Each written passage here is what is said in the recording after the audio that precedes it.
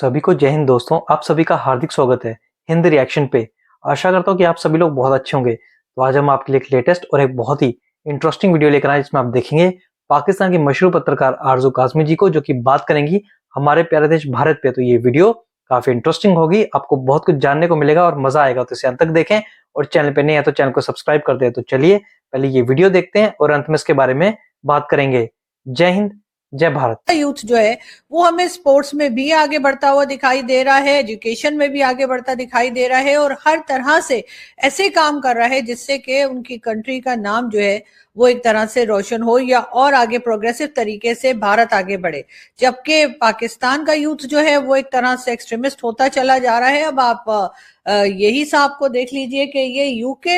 University से इन्होंने degree ली, लेकिन उसके बाद ये लब्बैक वालों का बैनर लेकर और वहां स्टेज पर अपनी डिग्री लेने से पहले लब्बैक के नारे लगाते हुए दिखाई दिए। जबकि भारत का यूथ जो है वो आप जानते ही हैं कि अभी कल की ही बात है कि ये वर्ल्ड में सबसे यंगेस्ट चैंपियन जो है वो बने हैं और चेस में इन्होंने जी सबसे यंगेस्ट यानी 18 इयर्स इनकी उम्र है और उसमें इन्होंने दुनिया के सबसे बेहतरीन खिलाड़ी होने का और चैंपियन होने का एजाज भी हासिल किया। गौरी जी हाँ, हमारे पास एटम बम है और वो एटम बम ऐसा है जिससे आपको डरना चाहिए। अब ये और बात है कि वो एटम बम जितनी हिफाजत हमारी नहीं करता जितनी हिफाजत हम उसकी करते हैं। कभी लगता है कि ईरान कह रहा है कि जी पाकिस्तान से कि जी आप हमारी मदद कीजिए एटम बम बनाने में, तो कभी हमसे जो है वो अब बांग्लादेश भी शुरू हो गया है और बांग्लादेश का भी यही कहना है कि पाकिस्तान से कि जी आप हमें एटम बम बनाने के लिए हमें बता दीजिए कि कैसे बनाया जाता है, क्योंकि अब उनको भी अचानक से भारत से खतरा हो गया। इससे पहले तो उनको भारत से कोई खतरा नहीं था, जब तक शेख हसीना की गवर्नमेंट थी तो भारत के साथ तो बहुत अच्छे ताल्लुकात चल रहे थे, बहुत अच्छे टर्म से बांग्लादेश के, और तो गले फाड़ फाड़ के कहते थे कि जी अब बांग्लादेश तो बनाया ही भारत की मदद से गया है। और यहाँ हमारे वाले भी रोते रहते हैं लोग कि जी भारत ने साथ ना दिया होता तो बांग्लादेश नहीं बन सकता था। लेकिन अब वही बांग्लादेश और वही भारत है और उन दोनों में 36 का आंकड़ा चल रहा है। भारत के साथ जैसे ही दोस्ती तोड़ी गई तो फौरन ही पाकिस्तान से दोस्ती जोड़ी गई। और अब बार बार यही कहा जाता है जी हम भी इस्लामिक कंट्री हैं, आप भी इस्लामिक कंट्री हैं, हम आपसे आलू प्याज भी ले लेंगे, हम आपसे एटम बम भी ले लेंगे। और इसी तरह की बातें जो है बांग्लादेश की तरफ से की जा रही हैं। हालांकि कोई जरूरी नहीं है कि अगर आपकी पाकिस्तान से रिलेशन अच्छे हैं तो आप भारत से बिगाड़ लें, या अगर आपके भारत से रिलेशन अच्छे हैं तो आप पाकिस्तान के साथ नहीं हो सकते, किसी भी दूसरी कंट्री के साथ नहीं हो सकते। बहरहाल ये एक लोगों का ये भी एक कहना है कि जी इस तरह की चीजें जो हैं वो अमेरिका भी करवाता है, इसलिए कि अमेरिका कोई जंग भी अपनी अपनी जमीन से नहीं लड़ता। अगर उसे चाइना को सबक सिखाना है तो उसके लिए उसने भारत को रखा है और भारत और चाइना में अक्सर ही झगड़ा रहता है, चाहे ट्रेड व्रेड बंद नहीं होती लेकिन बहरहाल एक टेंशन बनी रहती है। और जितने भी हमारे पास डिफेंस एनालिस्ट आते हैं भारत से, उनका यही कहना है कि जी आप लोग मत घबराइए, हम जो भी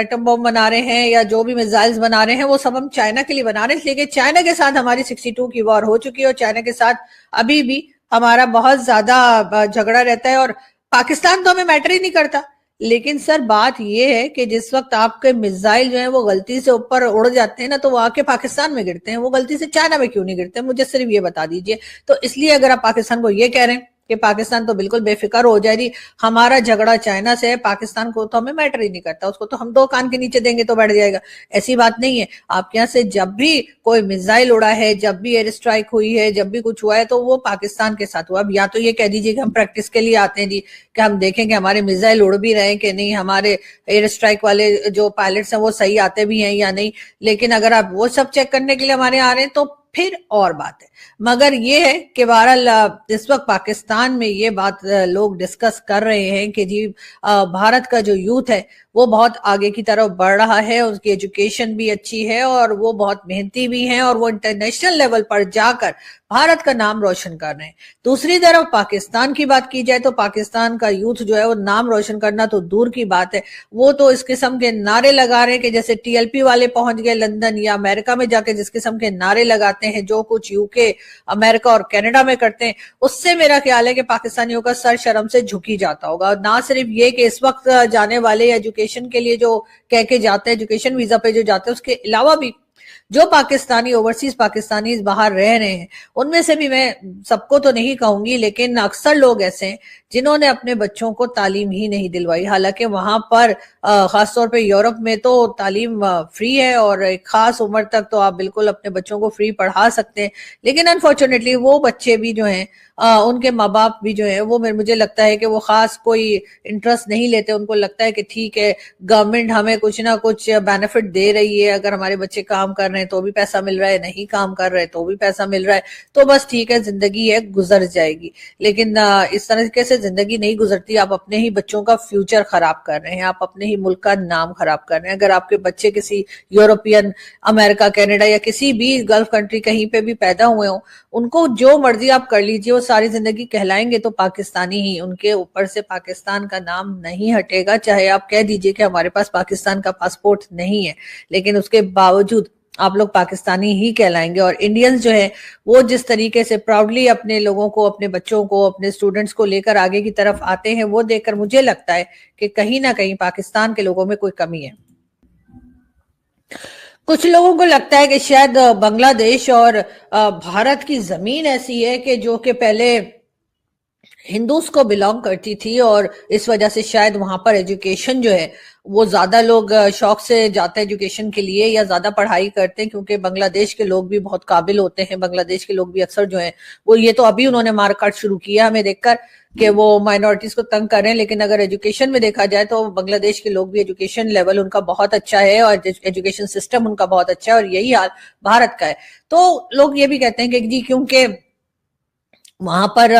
भारत हो चाहे बांग्लादेश हो, तो ये जमीन जो है वो क्योंकि हिंदू से बिलोंग करती थी या हिंदू कम्युनिटी से बिलोंग करती थी और वहां पे हिंदू रहा करते थे, तो शायद इसलिए वहां पर के लोग जो है वो पढ़ाई लिखाई में ज्यादा आगे जाते हैं, वहां के लोग मेहनत ज्यादा करते हैं, वहां के लोग जो है वो काबिल ज्यादा होते हैं। तो फिर इस लिहाज से तो पाकिस्तान की जमीन भी हिंदू को ही बिलोंग करती है। पाकिस्तान भी कौन सा जो इससे कहना दुनिया बनने के टाइम से लेकर अभी तक था, जाहिर है इसको भी अभी 77 ईयर्स ही हुए हैं और पहले ये हिंदुस्तान का ही हिस्सा था। तो इस लिहाज से तो पाकिस्तान की जमीन भी जो है वो